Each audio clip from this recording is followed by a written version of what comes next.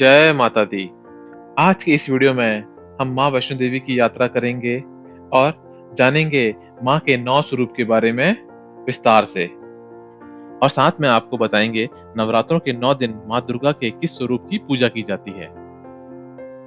तो चलिए बिना विलंब किए इस वीडियो को जय माता दी बोल के शुरू करते हैं। माँ वैष्णो देवी की यात्रा करने के लिए आपको सबसे पहले आना पड़ेगा Katra bus stand. Katra bus stand आप जम्मू तवी रेलवे स्टेशन या कटरा रेलवे स्टेशन से आसानी से पहुंच सकते हैं। मां वैष्णो देवी की यात्रा के लिए आपको यात्रा का RFID कार्ड लेना पड़ता है, जो कि आप कटरा रेलवे स्टेशन या कटरा बस स्टैंड में बने हुए काउंटर से ले सकते हैं। मां वैष्णो देवी की 12 किलोमीटर की यात्रा का स्टार्टिंग पॉइंट है दर्शनी द्वार। इसे फ्रिस्किंग पॉइंट भी कहा जाता है। यहाँ आपको एक सुंदर सा एंट्री गेट देखने को मिलेगा। यहाँ आपके सामान को चेक करके आपको यात्रा के लिए आगे जाने दिया जाएगा। थोड़ा आगे जाने पर आपको देखने को मिलेगा बाण गंगा, जहाँ पर माँ वैष्णवी ने हनुमान जी की प्यास बुझाने के लिए अपने बाणों से गंगा जी को निकाला था, इसलिए इस जगह को बाण गंगा कहा जाता है। नवरात्रि हिंदू धर्म का एक बहुत ही महत्वपूर्ण त्योहार है, जो कि 9 रातों तक मनाया जाता है। इस त्योहार के दौरान माँ देवी की पूजा की जाती है, जिन्हें 9 रूप में प्रकट किया गया है। नवरात्रि के हर 9 दिन माँ दुर्गा के एक स्वरूप की पूजा की जाती है। नवरात्रों का पहला दिन देवी शैलपुत्री की पूजा होती है। माता पार्वती को शैलपुत्री कहा जाता है, क्योंकि उनके पिता पर्वतराज हिमालय हैं। माँ शैलपुत्री बैल पर सवार होती हैं। वे एक हाथ में त्रिशूल तो दूसरे हाथ में कमल का फूल धारण करती हैं। नवरात्रों के दूसरे दिन देवी ब्रह्मचारिणी की पूजा होती है। देवी ब्रह्मचारिणी साक्षात ब्रह्मा जी का स्वरूप है। ब्रह्म का मतलब तपस्या होता है, तो वही चारणी का मतलब आचरण। इस तरह ब्रह्मचारिणी का अर्थ है तप का आचरण करने वाली देवी। मां ब्रह्मचारिणी के दाहिने हाथ में मंत्र जाप करने की माला और बाएं हाथ में कमंडल होता है। नवरात्रि के तीसरे दिन मां दुर्गा के तीसरे स्वरूप मां चंद्रघटा को समर्पित है। मां चंद्रघटा का रूप शांतिदायक और कल्याणकारी है। मां चंद्रघटा के माथे पर बना आधा चांद इनकी पहचान है। इस आधे चांद की वजह से इन्हें चंद्रघटा का नाम दिया गया। मां चंद्रघटा राक्षसों का वध करने के लिए भी जानी जाती हैं। हम पहुंच गए हैं अपनी यात्रा के दूसरे पड़ाव पर, जो है चरण पादुका। इस जगह पर माता ने रुककर पीछे आते हुए भैरव को देखा था। माता के रुकने से उनके पैरों के पद चिन्ह यहाँ पर पड़ गए। माता के दर्शन करके जय माता दी बोलकर अब अपनी यात्रा को हम यहाँ से आगे बढ़ाते हैं।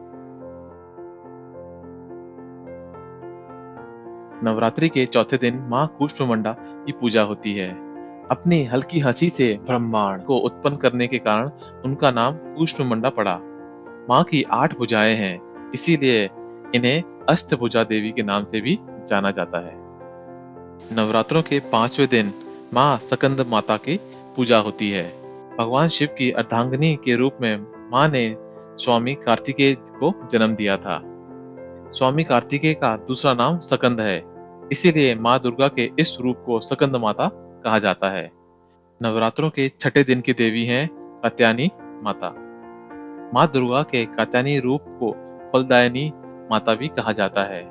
महर्षि कात्यायन के यहाँ पुत्री के रूप में जन्म लेकर माता ने महिषासुर का वध किया था। चरण पादुका से चलकर मैं पहुंच गया हूं अपने इस यात्रा के अगले पड़ाव पे, जो है अर्धकुंवारी।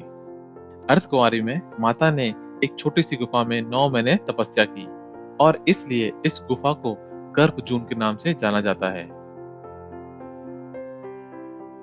यहाँ पर दर्शन करने के लिए आपको सबसे पहले यहाँ पर बने हुए काउंटर से अपना ग्रुप का नंबर लेना पड़ता है और फिर अपने ग्रुप का नंबर आने पर ही आपको दर्शनों के लिए लाइन में लगने दिया जाता है। भैरवनाथ माता को ढूंढता हुआ अर्धकुंवारी पहुंच गए। फिर माता ने अपने त्रिशूल की मदद से गुफा का एक एग्जिट रास्ता निकाला और फिर माता भवन की तरफ चले गए। अर्धकुंवारी से आप भवन वाया हिमकोटी या वाया सांची छत जा सकते हैं। सांची छत पुराना रास्ता है और थोड़ा सा मुश्किल है। माता वैष्णो देवी श्राइन बोर्ड द्वारा भक्तों की सुविधा के लिए हिमकोटी का नया मार्ग बनाया गया है, तो मैं अब जा रहा हूँ भवन वाया हिमकोटी मार्ग। भवन अर्धकुंवारी से लगभग 6 किलोमीटर दूर है। नवरात्रों के 7वें दिन देवी कालरात्रि के रूप में पूजा होती है।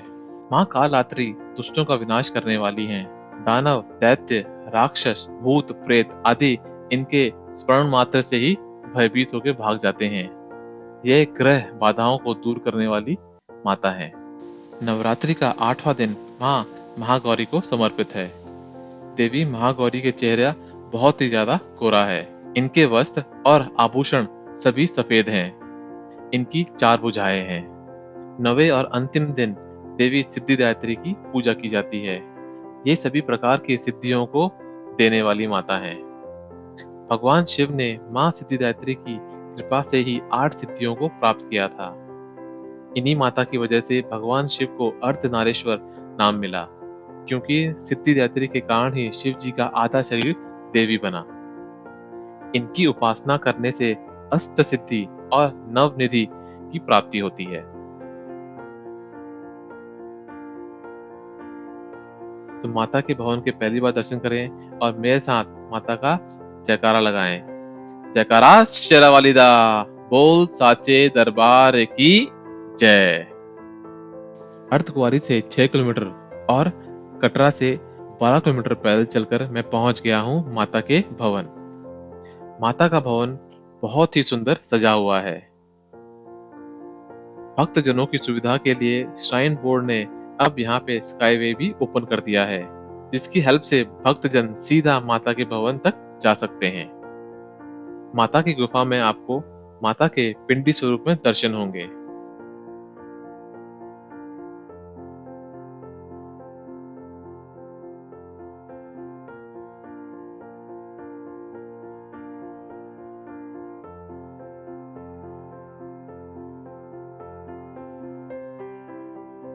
माता के दर्शन करने के बाद श्रद्धालु यहाँ से 2 किलोमीटर ऊपर भैरव बाबा के दर्शन करने के लिए जाते हैं। भैरव घाटी पर आप बाय रोपवे या बाय वॉक जा सकते हैं। रोपवे के लिए आपको काफी लंबी लाइन में लगना पड़ सकता है। भैरव और माँ वैष्णो देवी के युद्ध में माँ वैष्णवी के प्रहार से भैरव घाटी में भैरव जी का सर कट के गिरा था और बाद में इसी जगह पर उनका एक भव्य मंदिर भी बनाया गया। भैरव जी के दर्शन करके हमारी ये यात्रा पूरी हुई। माँ भगवती आप सभी की मनोकामनाएं पूरी करे। कमेंट में आप जय माँ दुर्गे लिख के माता का आशीर्वाद जरूर ग्रहण करें। भैरव घाटी से आपको माँ वैष्णो देवी का बहुत ही अद्भुत व्यू देखने को मिलता है। माता का भवन नवरात्रों में दिन में जितना सुंदर दिखता है, उससे कई गुना ज्यादा माता का भवन रात को चमकता है।